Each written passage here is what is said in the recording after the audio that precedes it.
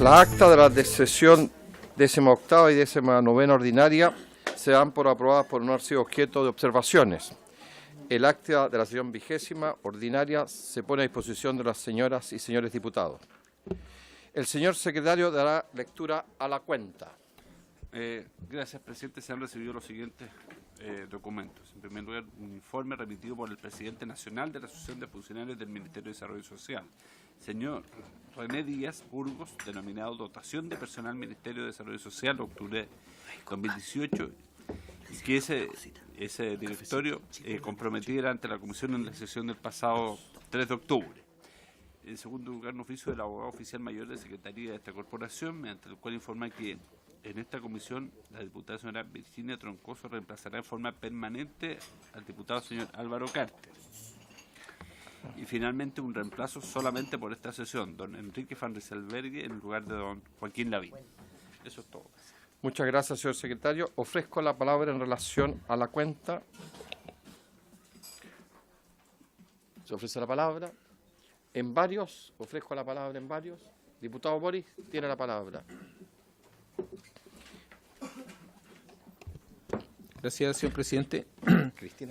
Yo quería hablar sobre un compromiso que habíamos tomado como comisión hace un par de meses atrás. No sé si lo recuerdan los diputados cuando nos visitó una agrupación que se llamaba Hijos y Madres del Silencio. ¿Se acuerdan? Y nosotros habíamos comprometido apoyarlo y formar una comisión investigadora, pero antes íbamos a emitir unos oficios para recopilar información. ¿Se recuerdan eso, no? Que al final con los oficios no pasó nada. Así que conversando con ellas creemos que es la oportunidad entonces de partir con esa comisión investigadora.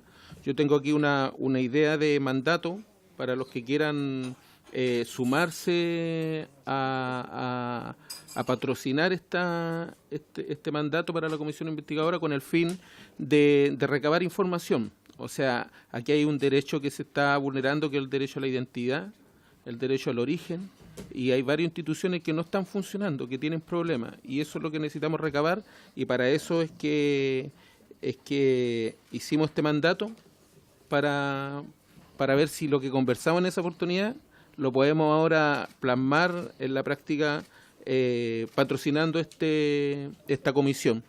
Así que no. O sea que no tenían información. Y el diputado también hizo a otro servicio que tampoco le fue bien. Entonces, y además las familias también tienen respuestas de otros trámites que habían hecho. Lo que pasa es que nosotros íbamos a constatar eso, si realmente era así, y realmente fue así. Así es que, si quieren, yo les saco copia para que lo vean, y no sé si les parece, la próxima semana lo empezamos a sacar firme, y los que quieran sumarse, se suman. No, sí. Muy bien, diputado Boris. Se agradece. Por cierto, esto no es un acuerdo, quiero dejarles claro a todos, que no es un acuerdo de la comisión, sino que fue un acuerdo que establecimos con la comisión, y por consiguiente todos son libres de firmar o no firmar la constitución de la comisión investigadora, para que no es que tomemos como comisión una resolución sobre la materia, sino que le agradezco al diputado Boris que se haya encargado de esa tarea, porque nos habíamos comprometido con la organización a hacerlo. Claro, como lo conversamos aquí, entonces quería que pasara por aquí igual, por ustedes que lo escucharon. Muchas gracias. ¿Alguien solicita la palabra? Muy bien. Seguimos entonces en la tramitación del proyecto que crea el Ministerio de la Familia y Desarrollo Social. Y, ministro, una sugerencia, en primer lugar, muy bienvenido. Muchas gracias por estar aquí. Como siempre, agradecer a Andrea y a Rocío que nos han acompañado en la tramitación. Y Rocío, ¿por qué está? Siéntese con toda confianza, si es de la casa ya. Ajá. Es de la casa. No, ministro, lo que pasa es que se tiene fecha de vencimiento el 18 de octubre y queríamos pedirle una ampliación para los primeros días, para presentar indicaciones, si no vamos a quedar muy cortos. El secretario estaba sugiriendo como fecha los primeros días de noviembre. Cuando ustedes estimen, presidente, que se podría despachar el proyecto. Propongo a los diputados, si les parece bien, que fijáramos como fecha, como plazo máximo, para presentar indicaciones el miércoles 14 de noviembre. parece? Para presentar indicaciones y comenzamos la votación. ¿Mucho dice usted? Es que, presidente, el proyecto es corto y no reviste mayor Es complejidad. que ¿eh? yo quiero alentar el espíritu creativo de los diputados. Lo estoy alentando demasiado. Primera semana. Lo que pasa es que el miércoles 31 es de regiones, de octubre, perdón, tendría que ser el 7 de noviembre. Hasta el 7 de noviembre. ¿Es su cumpleaños? Sí, muy bien, pues le tendremos una torta ese día aquí. Celebraremos su cumpleaños el 7 de noviembre. Solo, lo único que le podemos decir que a medida que avanzan los años se ve cada día más joven. Entonces, acordado, presidente, tome el acuerdo, por favor. Tome el acuerdo, por favor, presidente. Entonces el día 7, ¿sabes por qué el 31 estamos en Semana de Regiones? Siempre puede ser la semana del 19, puede ser viernes 19, 9 días más visualizando un proyecto. 19, pero no alcanzaría a ir para votarlo el 24, dice usted. O sea, para las 19 las indicaciones. ¿Sí? La semana siguiente. Yo no tengo problema. ¿Sí? Sí, de todas maneras tienen que renovarle la urgencia. ¿Tendría que renovarle usted la urgencia, ministro? Sí. Sí. Y el 24 es el último plazo para presentar indicaciones y comenzamos a votar las indicaciones el 24. ¿Hasta el 19? Sí, 19. sí. Y empezamos a votar las indicaciones el 24. Ya. El 19 entonces para indicación. Acordado. Pues bien, hoy día se encuentran presentes los invitados, que era la directora del Centro de la Familia Universidad Católica. Tengo el tío que está aquí, la señora Nicole Elizondo. Carmen Domínguez, ya. Y ahí está acompañada de Nicole Elizondo y Carlos Borges. Y está el director ejecutivo del Hogar de Cristo, que se encuentra en representación, la señora Charlotte Pertier. ¿Está bien dicho? Muy bien. Entonces, le ofrecemos la palabra, señora Carmen, para que usted haga la exposición.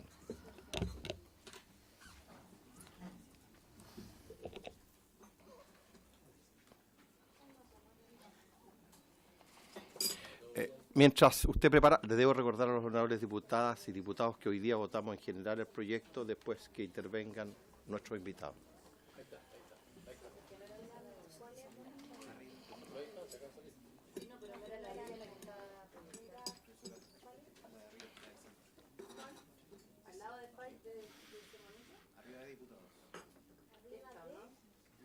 ¿Por qué no ayuda, si alguien puede, la comisión? Ya. Bueno, muy buenas tardes. Muchas gracias por invitarnos.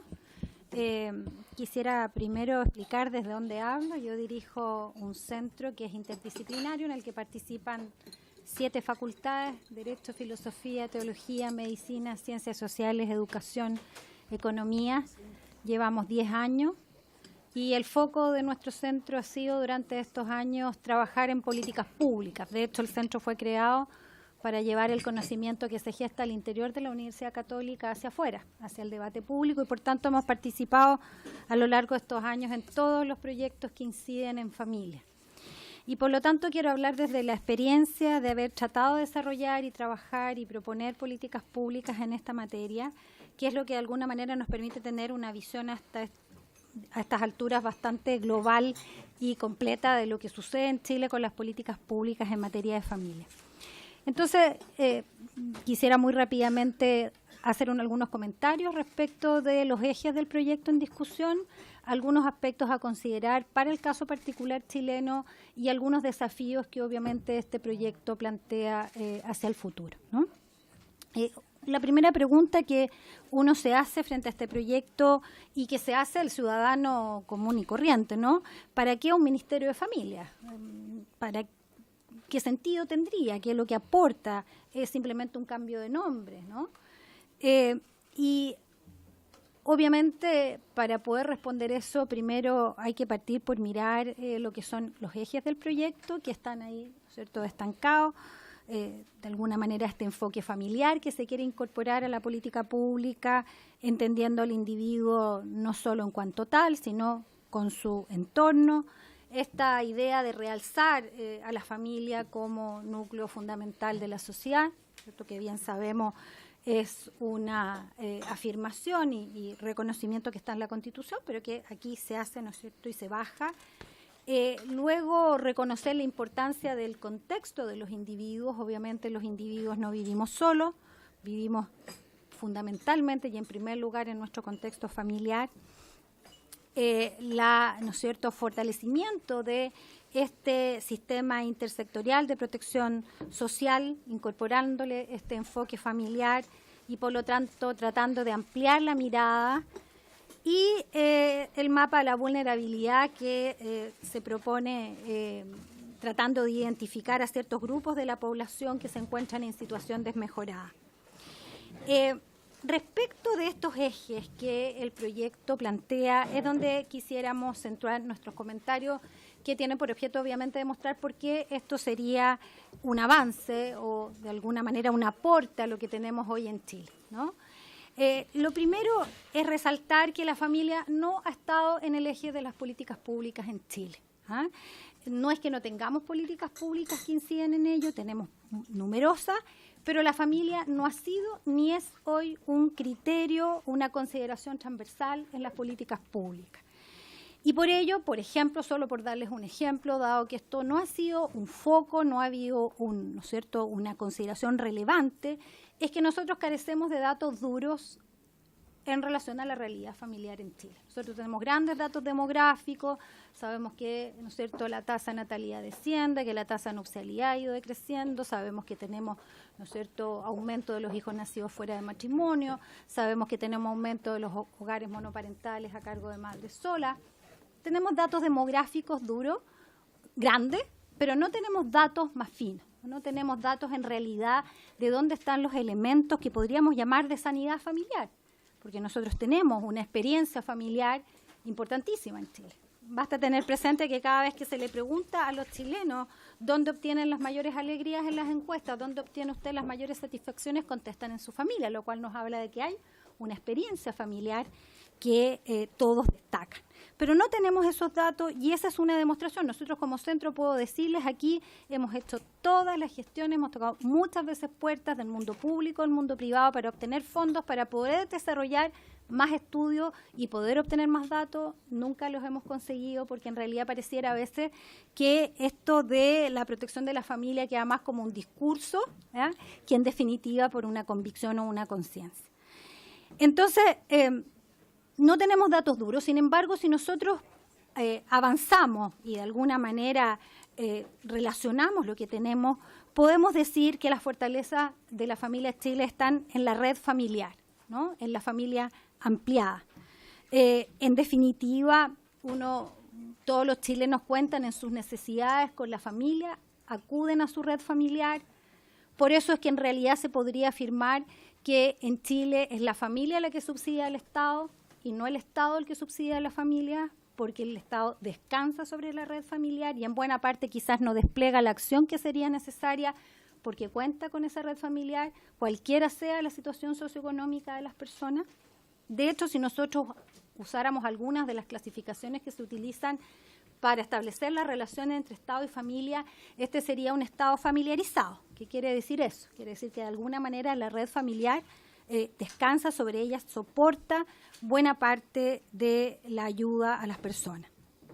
Y entonces, como no tenemos un eje de la política pública en la familia, la red, que es la red familiar, que es donde está nuestra fortaleza todavía en Chile, no la considera. Y si nosotros vamos a revisar, nosotros hemos revisado todas las políticas públicas de salud, de vivienda, tributarias, de educación, y uno puede constatar que la red familiar no está considerada, no es ni siquiera un criterio más de análisis para el discernimiento o elección de las políticas públicas.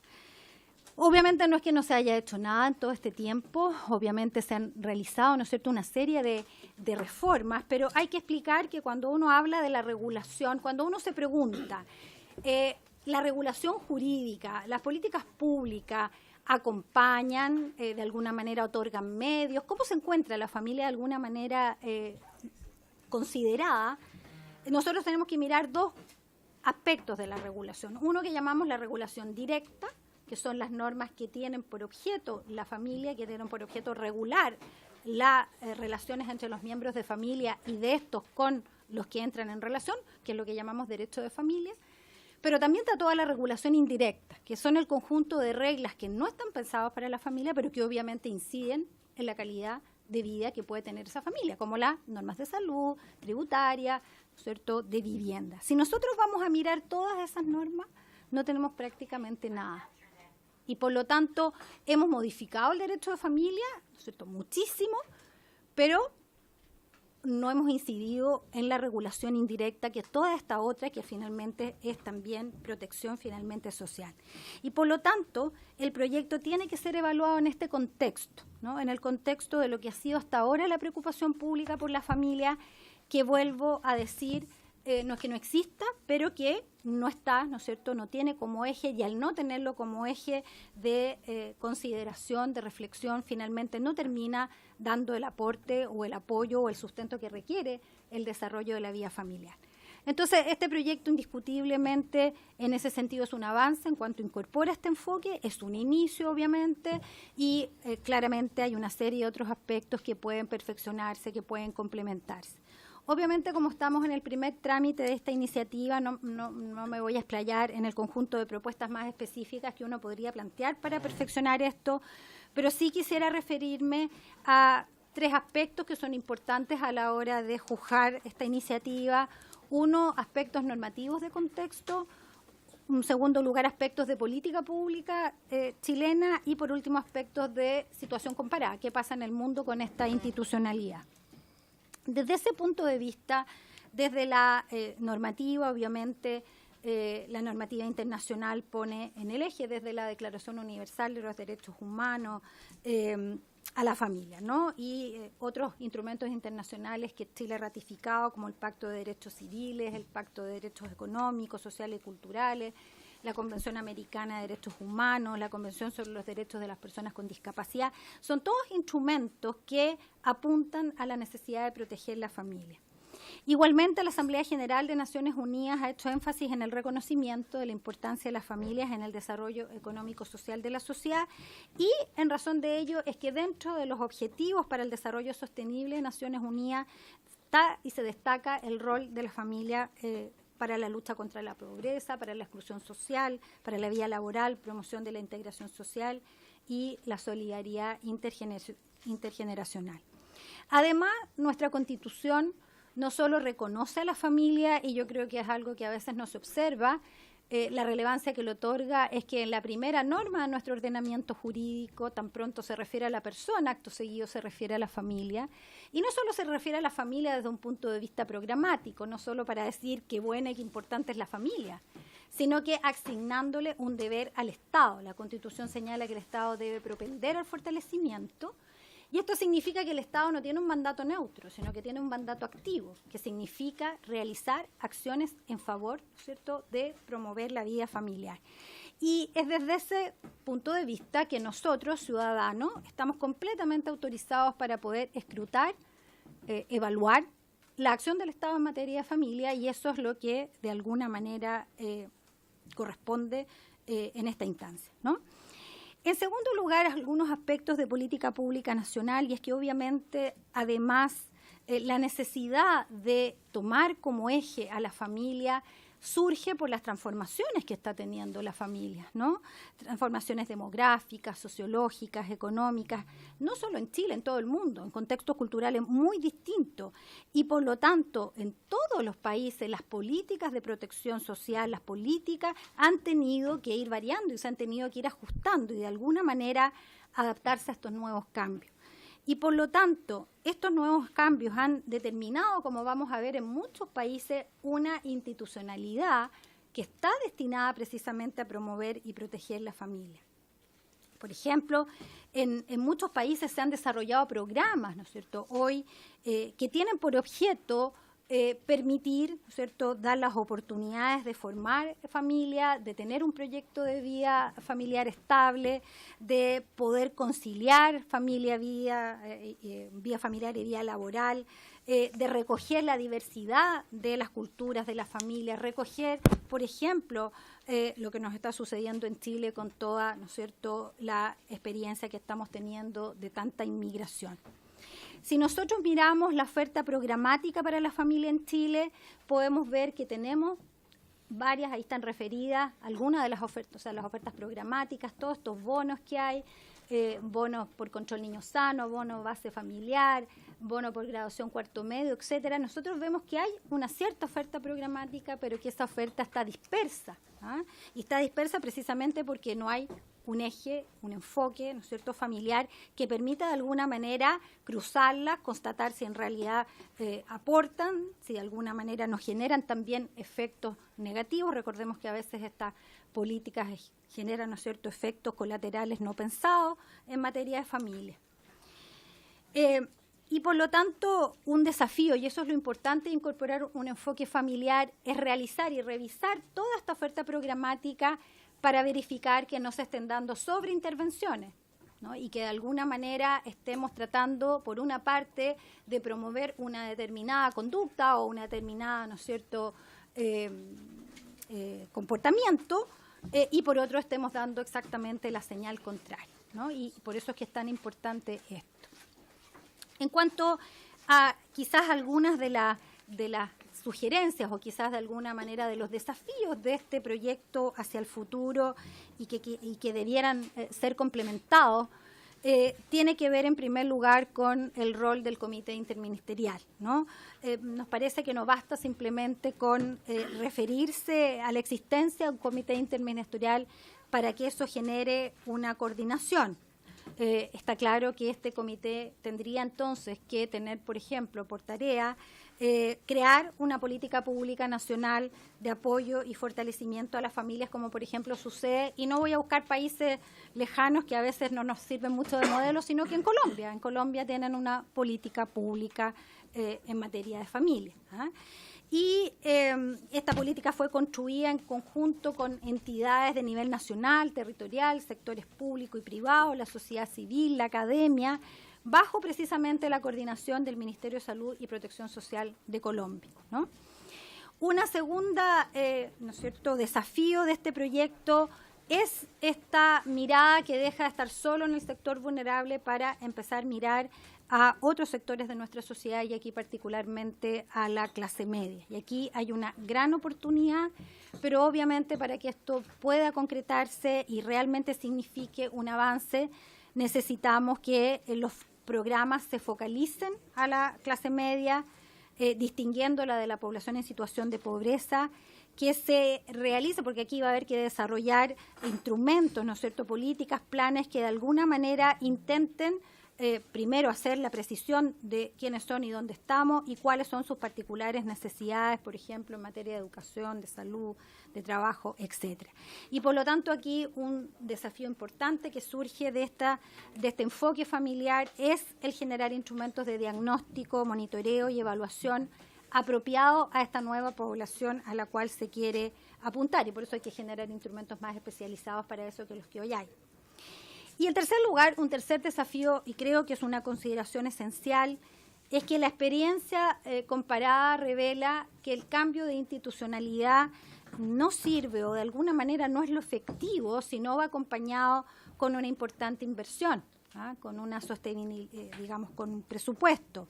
Y por lo tanto aquí debe haber necesidad, ¿no es cierto?, y debe haber inversión. Por ejemplo, si nosotros miramos lo que ha pasado en Europa, Europa destina cada vez menos dinero a la familia. La ayuda destinada a la familia está en solo un 2.4% del PIB, de las cuales las ayudas monetarias solo representan el 1.6% del PIB, y ha aumentado la brecha con respecto a otros gastos sociales.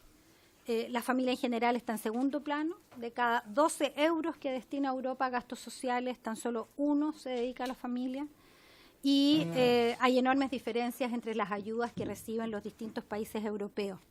España, por ejemplo, es el país de la Unión Europea que menos ayudas monetarias dedica a la familia, tan solo el 0,5% del PIB. En cambio, Luxemburgo el 2,5% y dedica 5 veces más que España. Y en cuanto a ayudas no monetarias, por ejemplo, Grecia, la República Checa, Eslovaquia, Estonia solo dedican un 0,1% del PIB frente a Dinamarca, que llegaría hasta el 2,1% del PIB, es decir, 21 veces más. Es decir, lo que podemos ver es que, de alguna manera, la declaración tiene que traducirse en una inversión importante para que esto realmente suponga un avance, ¿no? Y si uno mira muy rápidamente, y en esto quiero solo referir que hemos hecho un estudio, revisamos 18 países para mirar su institucionalidad en materia de familia y comparar y por lo tanto decir dónde estamos o dónde podríamos encontrarnos. Y ahí vale la pena, ¿no es cierto?, destacar la experiencia de países como Alemania, que tiene el Ministerio Federal de Familia, Ancianidad, Mujer y Juventud. Italia tiene el Ministerio de Familia y Discapacidad. Austria, el Ministerio de Familia y Juventud. Corea del Sur, el Ministerio de Igualdad de Género y Familia. Y si uno mira en general los países occidentales, lo que puede constatar es que todos ellos han ido fortaleciendo una institucionalidad de familia en relación a lo que yo les decía, en razón de estos cambios que ha ido experimentando, particularmente en Europa, porque lo que les ha ido pasando es que la red familiar, en razón del descenso de la tasa de natalidad, se ha ido, ¿no es cierto?, limitando, restringiendo, y hoy tienen muchísimas personas de tercera edad prácticamente solas, y por lo tanto hay que entrar a poder, ¿no es cierto?, acompañarlo. Y también buena parte de estas políticas públicas que desarrollan esta institucionalidad están, ¿no es cierto?, enfocadas a la protección de los hijos, ¿no? Si uno mira estas políticas, por ejemplo, que hoy están siendo promovidas a partir de esta institucionalidad, están ahí algunos ejemplos de lo que se hace, por ejemplo, en Austria, donde está ¿no es cierto?, este bono que se otorga, esta asignación familiar. En Bélgica, que se da este paquete de crecimiento para acompañar al niño en el desarrollo. En general, el énfasis ha sido en políticas públicas de infancia, que corresponde además con el énfasis que el propio Ministerio de Desarrollo Social está queriendo dar ahora, ¿no es cierto?, a la infancia. En Canadá, ¿cierto?, subsidio familiar. Hay que recordar que muchas de estas prestaciones lo que han permitido en algunos países es incluso aumentar la tasa de natalidad. Países que están en nuestra misma realidad con una tasa de crecimiento debajo de la tasa de reemplazo y que han sido todas estas políticas públicas familiares que han permitido subir. Hay países que tienen un 1,3, un 1,4. Francia era un país que llegó a tener un 1,8 y a raíz de estas políticas familiares pudieron volver a recuperar la tasa de reemplazo. Entonces, aquí hay mucha experiencia para mostrar que este enfoque, que estas políticas públicas de alguna manera nos permiten enfrentar problemas que no son solo de los europeos, sino que son nuestros también. Nosotros estamos teniendo una tasa de natalidad que a veces no se ve. No se ve que la inmigración en nada va a estar permitiéndonos a nosotros seguir de alguna manera desarrollándonos, porque con esta población cada vez pasiva que crece, si no tenemos inmigración, que es lo que les pasa a los europeos, difícilmente vamos a ser sustentables en el tiempo, ¿no? Y por último, quisiera mostrarles de alguna manera bajadas, ¿no?, una vez que se crean estas institucionalidades desde el punto de vista de órganos, ¿no?, o oficinas o departamentos que se crean precisamente para aportar en el desarrollo de estas políticas públicas familiares, como son ahí el desarrollo de órganos consultivos, que uno puede encontrar en algunos países que precisamente tienen por objeto evaluar y proponer medidas legislativas para fortalecer la familia, oficinas de política familiar, ¿no es cierto?, donde se planifica la política familiar del gobierno central, de los gobiernos locales, el apoyo a las familias vulnerables, como pasa, ¿no es cierto?, en Corea y Malta, y otras institucionalidades que han desarrollado, ¿no es cierto?, un departamento de investigación que es para estudiar precisamente lo que nos falta acá en Chile, poder obtener más datos, tener más investigación que nos permita acordar y aprobar políticas públicas que en definitiva produzcan efecto y que de alguna manera no queden, ¿no es cierto?, solo en la línea programática, sino que efectivamente mejoren la calidad de vida de las personas en familia. Entonces, en síntesis, ¿es un avance para la política social? Nosotros entendemos que sí, que efectivamente en este sentido aporta por primera vez, realzamos la relevancia de poner al centro de la política pública la familia, y desde ese punto de vista es indiscutible que damos un giro, ¿no? Y simplemente decir que el estudio de todos estos ministerios está en nuestra página web, y desde ahí obviamente pueden obtener mucha más información y detalle. Y bueno, agradecer el espacio. Muchas gracias, señora Carmen, por su exposición. Queda abierta la posibilidad de hacer consultas, alguna pregunta a nuestra expositora. Solamente yo quisiera, mientras los diputados, usted siempre habló del concepto de familia y mostró imagen siempre de un hombre y una mujer. ¿Aquello significa que usted no comparte la definición del ministerio? Yo creo que aquí el ministerio está apuntando bien, y está apuntando al concepto de red familiar, que creo que es el concepto donde debiéramos centrarnos en Chile, por lo que dije, ¿no? Nosotros donde tenemos que, o sea, obviamente cuando hablamos de familia hoy, cuando las personas hablan de familia, están hablando de red familiar, de familia ampliada. Y me parece que el concepto está correcto si está pensado, tal como el proyecto lo dice, para la política pública.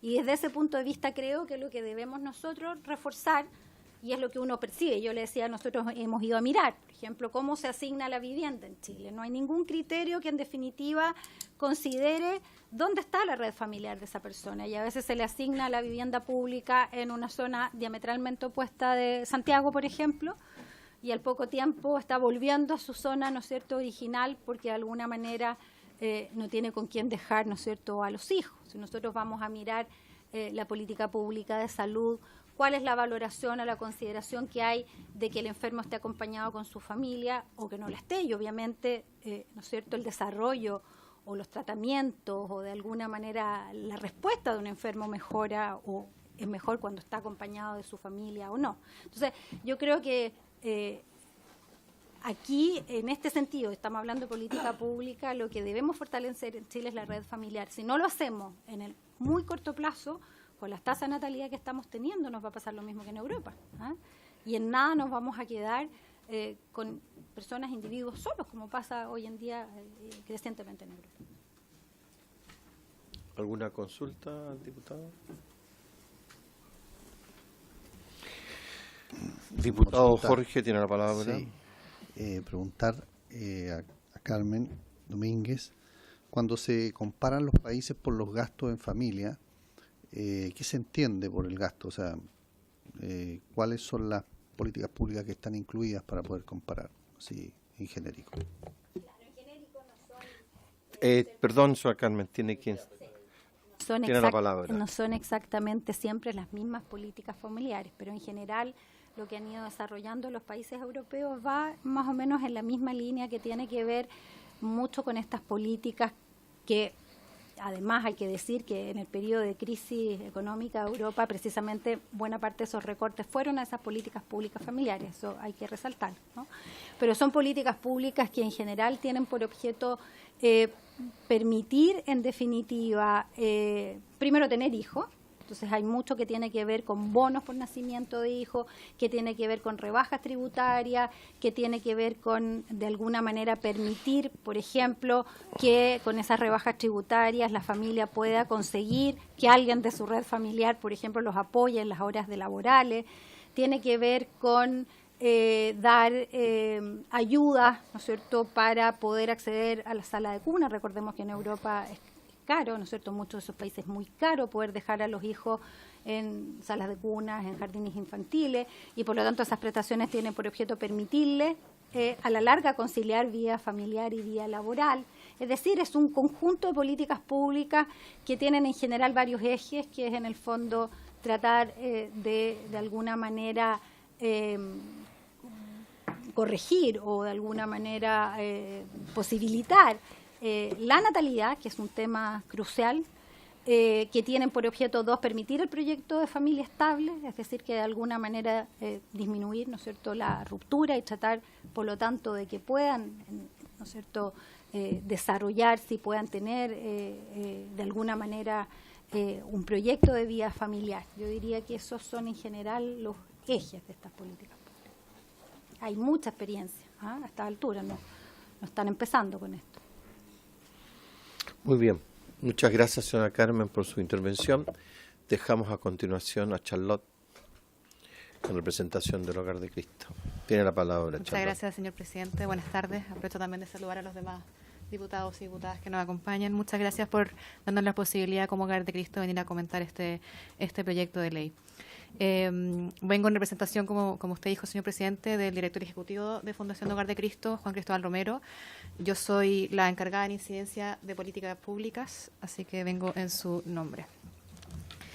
Bueno, como comentario general, el Hogar de Cristo valora la tramitación de este proyecto, lo cree positivo, porque además incorpora la dimensión de la familia como núcleo fundamental de la sociedad y reconoce que el Estado es el que debe generar las condiciones que les permitan alcanzar la mejor calidad de vida posible y su desarrollo pleno e integral. Sin embargo, tenemos, y entendiendo que hoy día se vota en general el proyecto, pero también queremos aprovechar esta instancia a dar algunos comentarios específicos en dos ámbitos.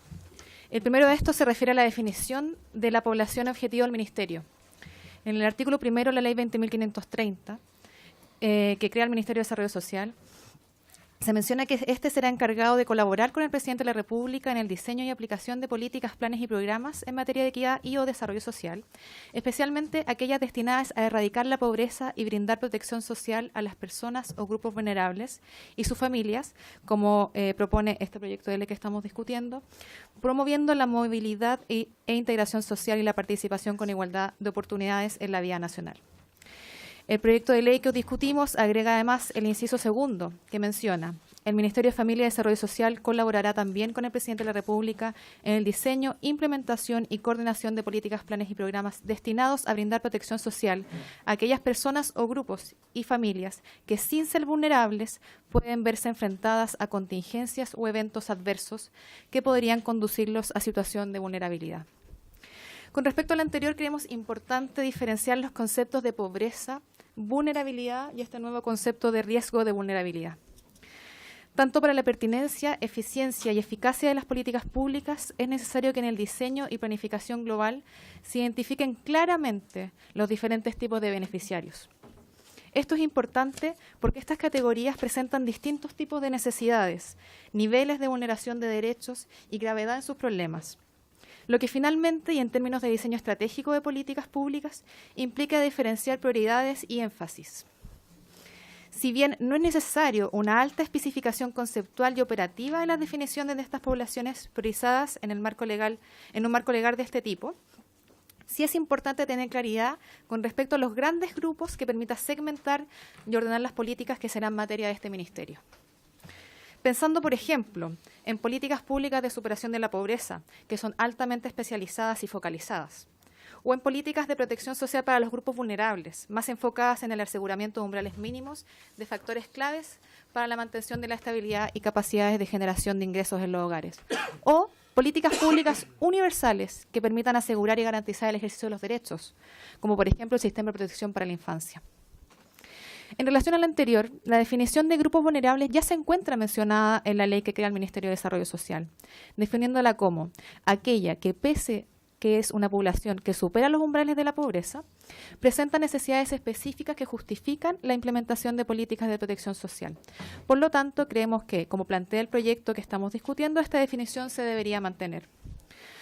Por otra parte, el concepto de pobreza no está conceptualizado y entendemos que en el año 2011, cuando se promulga la ley que crea el Ministerio de Desarrollo Social, no era necesario hacerlo, ya que el concepto de pobreza utilizado era ampliamente conocido por el uso en las políticas públicas. Sin embargo, ahora creemos que sí es necesaria su conceptualización. Esto porque a partir del año 2013, como ustedes saben, se incorpora una nueva metodología de medición de la pobreza, tanto por ingreso como multidimensional. Dadas las implicancias de este cambio, tanto como la nueva población objetivo que surge y sus problemáticas, es decir, carencias multidimensionales, creemos que es necesario explicitar, al menos de modo general, que la pobreza se entiende como insuficiencia de ingresos para satisfacer necesidades básicas y además como brechas en dimensiones claves de bienestar y desarrollo de las personas, tales como la educación, la salud, el trabajo y seguridad social, la vivienda y su entorno, y redes y cohesión social. Con respecto al nuevo grupo incorporado, las personas que están en riesgo de vulnerabilidad, pese a que está brevemente definido, creemos que esta conceptualización no es clara y no permite identificar de manera más precisa el tipo de necesidades asociadas y, en consecuencia, el tipo de políticas que el Ministerio va a desarrollar. Particularmente se diferencia poco del concepto de vulnerabilidad, en el sentido que este concepto de vulnerabilidad ya incluye a las familias que, según diferentes factores, tanto internos como externos, se encuentran en riesgo de mermar sus condiciones de vida, por lo que no quedaría claro si son diferentes los riesgos o brechas de esta nueva población con respecto a los grupos vulnerables. Por lo tanto, no se entiende si serían beneficiarios diferenciales al sistema de protección social o si se requiere profundizar o ampliar el alcance de este sistema y si se segmentarán o no las políticas. Y por último, entendiendo que tanto el Estado como este Ministerio incorporan además un enfoque de derechos a las políticas sociales, al menos debería estar brevemente definido e indicado cómo esta nueva reestructuración lo considera. Esto actualmente es relevante si se considera la inclusión de las políticas de protección, por ejemplo, a la infancia, parte de las políticas implementadas por CENAME o el futuro nuevo servicio de protección especializada, que actualmente considera los derechos de la infancia, que son universales, como principio orientador. Más allá de que aún no queda claro en este proyecto a qué segmento particular se refiere con riesgo de vulnerabilidad, a modo general creemos que aporta diferenciar e incorporar nuevos grupos y necesidades, ya que en un país que se encuentra en un proceso de cambios sociales se hace necesario incorporar mayores distinciones de políticas que se adecúan a las nuevas necesidades de la sociedad y permitan asegurar los derechos y umbrales mínimos para toda la población. Sin embargo, y teniendo como horizonte el enfoque de derechos, que implica, entre otras cosas, que existe un conjunto de derechos que se reconocen a todas las personas y que todas, sin ningún tipo de distinción, pueden ejercerlos, existen diferentes grupos de personas que por condiciones o situaciones particulares, enfermedades, pobreza, discapacidad, vulnerabilidad, presentan dificultades para acceder y ejercer los diferentes derechos, incluso si estos se encuentran disponibles. Sobre esto se debe distinguir entre la provisión de derechos de su facilitación. Mientras la provisión garantiza nominalmente el acceso de todas las personas al objeto de sus derechos, la facilitación consiste en evitar que este acceso sea puramente formal, al asegurar que realmente las personas puedan hacer uso de estos. Es por lo anterior que como Hogar de Cristo planteamos que hay grupos particulares de la población que deben ser considerados sujetos privilegiados de derecho. Su objeto es precisamente asegurar que su especial vulnerabilidad no limite el ejercicio de los derechos por todos reconocidos. Las particularidades que permiten a ciertas personas constituirse como sujetos privilegiados de derecho se refieren a ciertas situaciones de vulnerabilidad que existen o se producen y que justifican el establecimiento de ciertos derechos adicionales para así hacer realidad la pretendida igualdad. Por lo tanto, nosotros creemos que las personas que viven en situación de pobreza son sujetos privilegiados de derecho, algo que el nuevo proyecto debería explicitar, ya que esto implica que las personas y familias que viven en esta situación deben ser priorizadas por el Ministerio de Familia y Desarrollo Social. El Estado, a través de este ministerio, debe ser capaz de comprometerse a garantizar el ejercicio de los derechos de las personas que viven en situación de pobreza y a también priorizar el acceso a servicios, planes y programas de dichas personas y sus familias.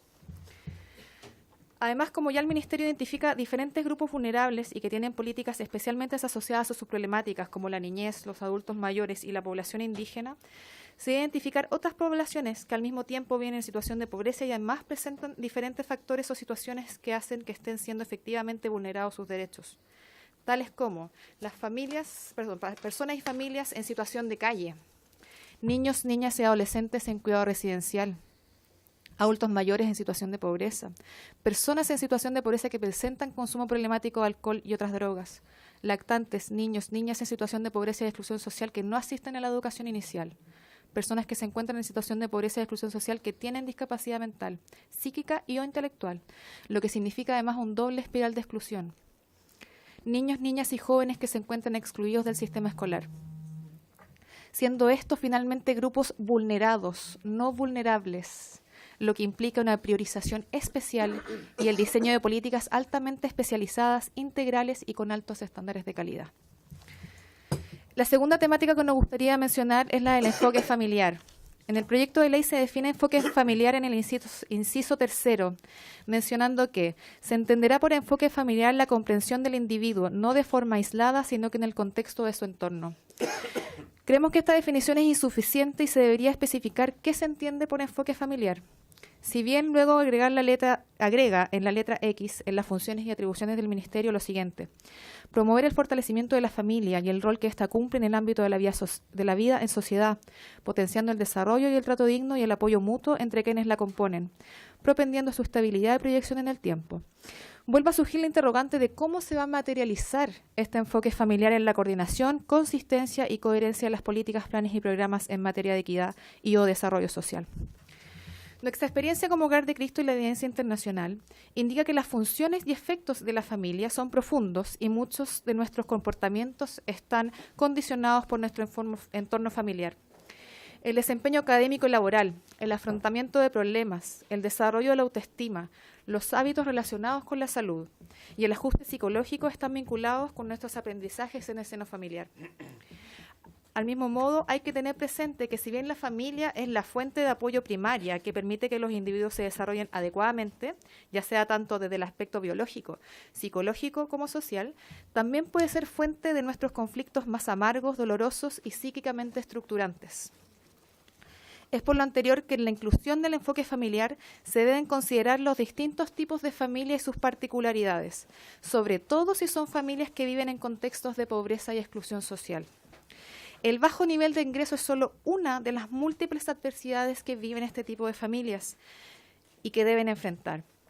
A esto se suman adversidades asociadas a la pobreza, como el consumo problemático de alcohol y drogas, enfermedades de salud mental, violencia intrafamiliar y conductas infractoras de ley, siendo estas desventajas acumulativas a lo largo de la vida y además intergeneracionales.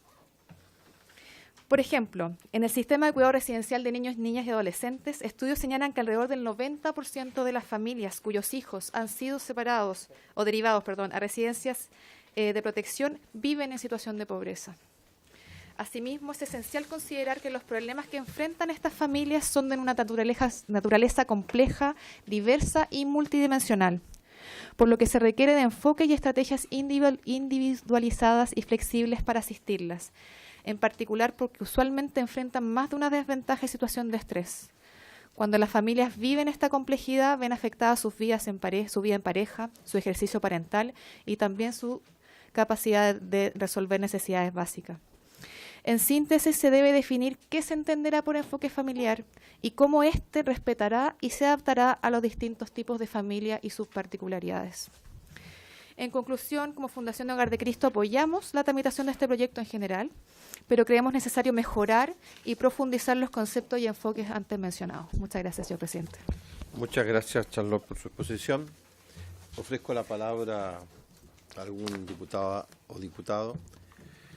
Diputada Sandra, tiene la palabra. Sí, gracias, presidente. Por su intermedio, consultar, porque aquí se ha mencionado en el transcurso del análisis que hace Hogar de Cristo, debemos profundizar y definir qué se entiende por enfoque familiar. A mí me gustaría conocer la opinión del Hogar de Cristo, cómo ustedes definirían este enfoque familiar.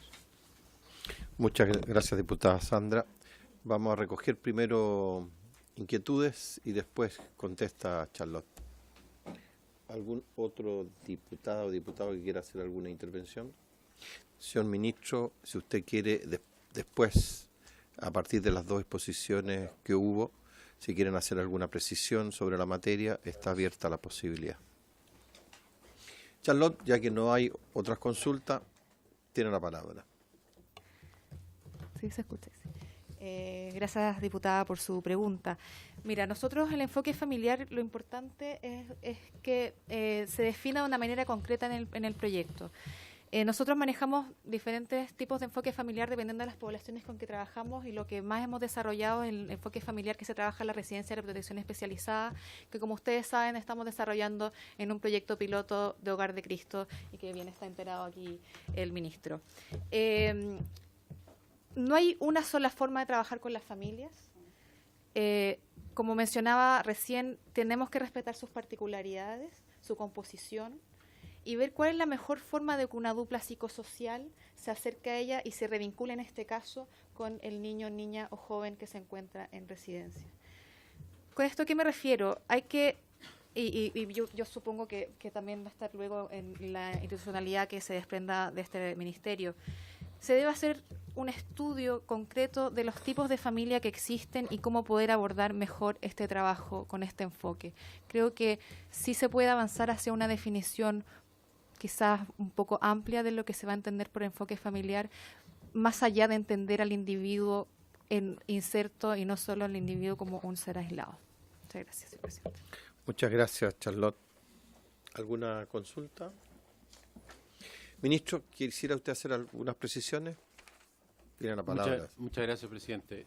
Básicamente solo una, o dos más bien. Uno, agradecer lo que ambas dos expositoras han señalado, porque apuntan a lo que es lo central de lo que es el proyecto, de la necesidad que tenemos de incorporar a la familia en las políticas sociales, porque de otra manera no podemos resolver los problemas, ni tampoco somos capaces de resolverlos sin su concurso. Es decir, la familia tiene las dos particularidades que ellas han mencionado. Las personas viven en familia, sus mayores cosas positivas y negativas se producen dentro de la familia, y por lo tanto no podemos mirarla fuera de ese contexto para determinar cuál es el problema que tiene alguno de sus integrantes, pero también cuando uno lo mira desde el Estado y dice, bueno, tengo que resolver este problema, no hay manera de resolverlo de buena forma si es que uno no lo hace con la familia, eliminando las causas del problema, trabajando con la familia.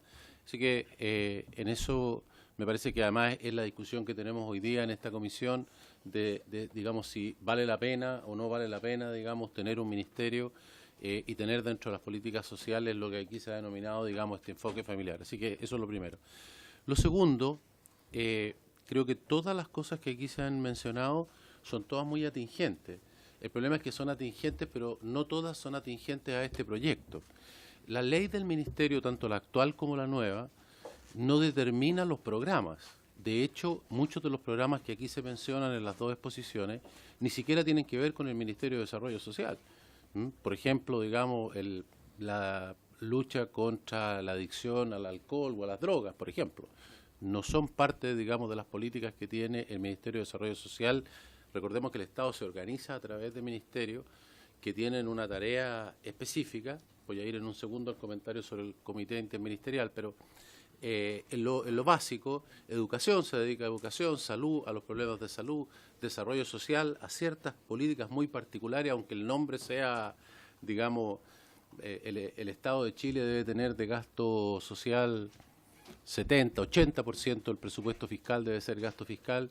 Nosotros tenemos el 1% del gasto fiscal, 1,5%, para dar una idea más o menos de qué porcentaje de lo que son las políticas sociales pasan por el Ministerio de Desarrollo Social y cuáles más bien tiene solamente una labor de coordinación. Entonces, algunas de las cosas que aquí se mencionan, como digo, yo las comparto plenamente. Por ejemplo, que distintas familias requieren distintas, digamos, análisis, que no es lo mismo un grupo vulnerable que un grupo que tiene, digamos, un riesgo de que le suceda, y que nosotros estamos ampliando el grupo, que básicamente a lo que apunta es a personas de clase media emergente, una cosa completamente nueva, digamos, en la sociedad chilena.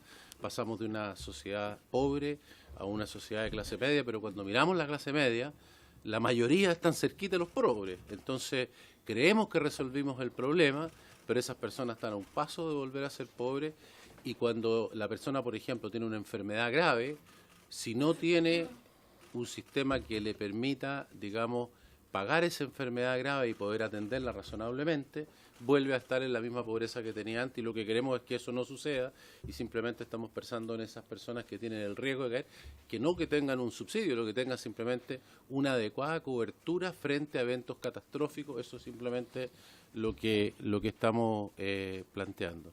Entonces, insisto, ni la ley actual, ni tampoco esta, ni la ley de muchos ministerios establece los programas. Aquí, ni en la ley actual, ni en la ley nueva, ninguno de los programas, ahora voy a la parte de la política social que sí desarrolla el ministerio, no están en la ley.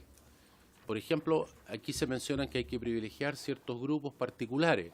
Nosotros vamos a dar a conocer dentro de una semana lo que hemos denominado el mapa de la vulnerabilidad, que aquí algo se mencionó en una de las exposiciones al pasar, pero eso no es parte de la ley. Pero ahí se van a privilegiar 16 grupos, de los cuales todos los que aquí se han mencionado van a estar.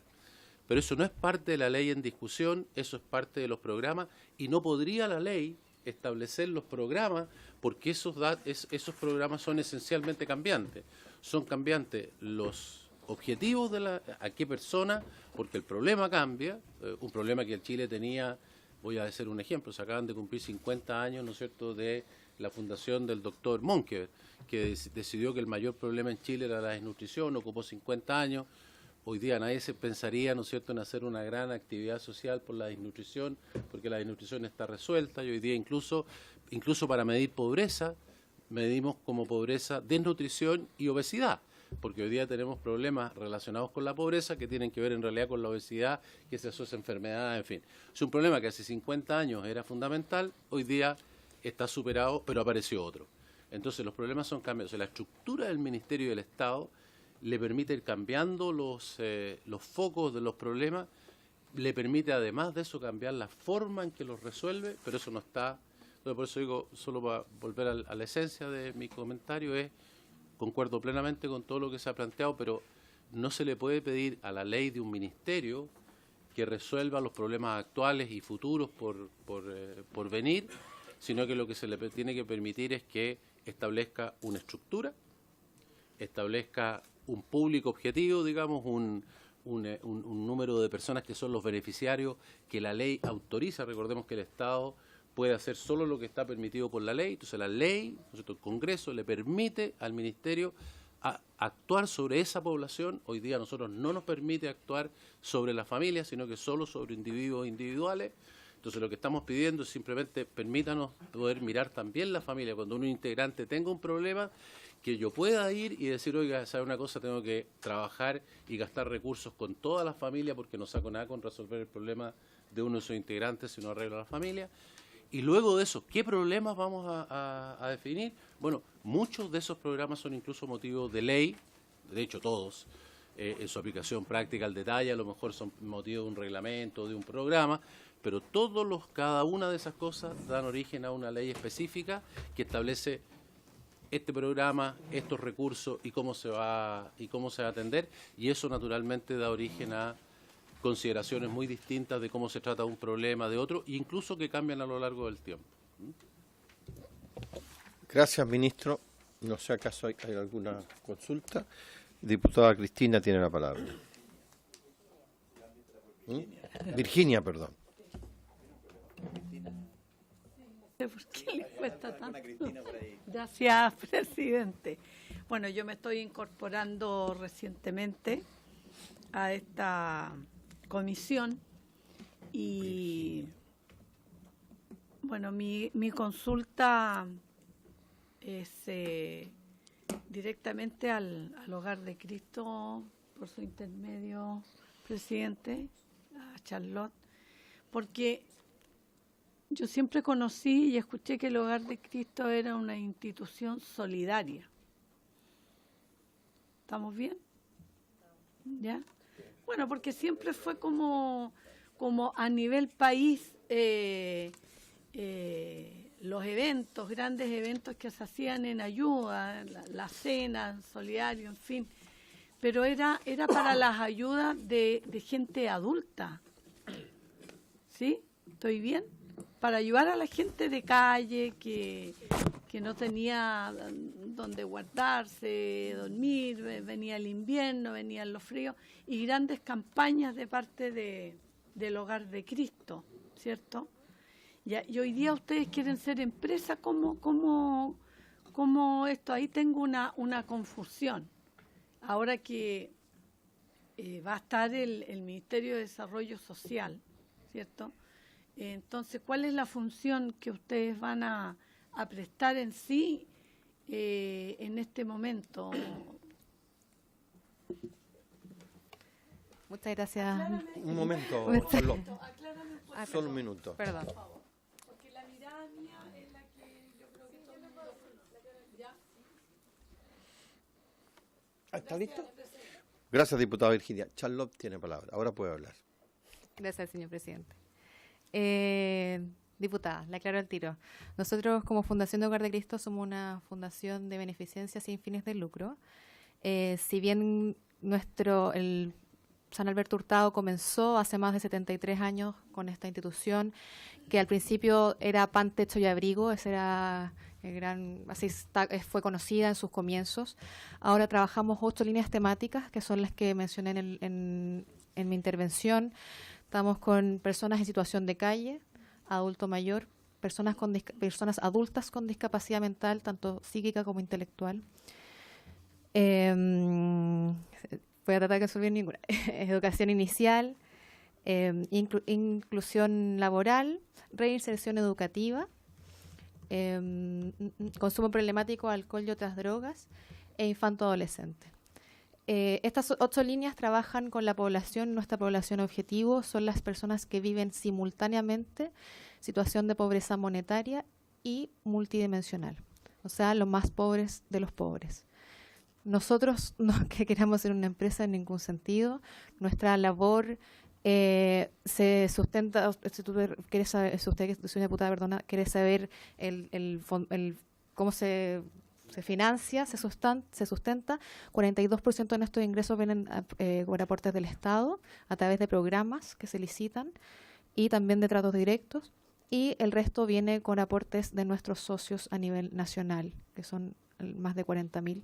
Somos 4.000 trabajadores y atendemos a más de 30.000 personas o RUT únicos al año. En estas 8 líneas temáticas que le acabo de mencionar, tenemos cerca de 400 programas que funcionan.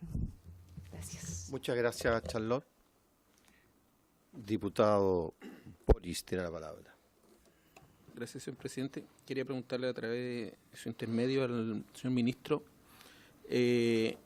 algo que salió aquí de una exposición que realizaron la semana pasada los funcionarios del ministerio y que no habla, lo estuve viendo, sobre si va a haber algún cambio o algún reordenamiento en la orgánica del ministerio, de este nuevo ministerio, en el fondo.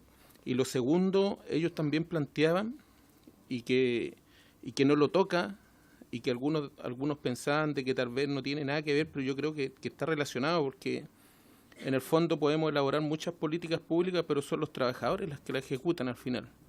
Y hay deficiencia en los cupos del ministerio, hay mucho, y que no es algo de este gobierno, sino que es algo que se arrastra como política, parece, de Estado de hace muchos años, en donde aquí nos mandaron una presentación, una cantidad grande de cupos que falta por completar, y también hay una cantidad grande también de trabajadores honorarios a contrata en relación a las pocas plantas que hay, habiendo los cupos disponibles para esas plantas. Entonces quería saber si eso se va a tocar, se va a ver, y el tema también de la orgánica, si sigue la misma orgánica o va a tener alguna modificación. Eso. Gracias, diputado Boris. Yo voy a hacer una pregunta en el mismo sentido, ministro. Yo creo que es importante, ya que va a haber una modificación del ministerio, dejar tranquilidad a los trabajadores sobre las implicancias que puede tener esta modificación, que puede parecer muy sutil, pero yo creo que tiene modificaciones muy profundas dentro del ministerio. Entonces, si usted pudiera clarificar eso para tranquilidad de ellos, sí se lo agradeceríamos.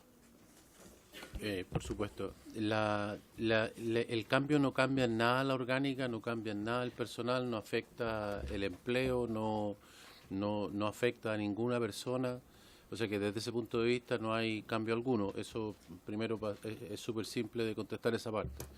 En lo que refiere a la otra pregunta que tiene que ver, digamos, a una situación preexistente, efectivamente en este ministerio, como en todos los ministerios del país, no es solamente, y en todos los servicios públicos del país, hay cargos de planta que hoy día están, no es que no estén las personas, están, todo el punto es la modalidad de contrato.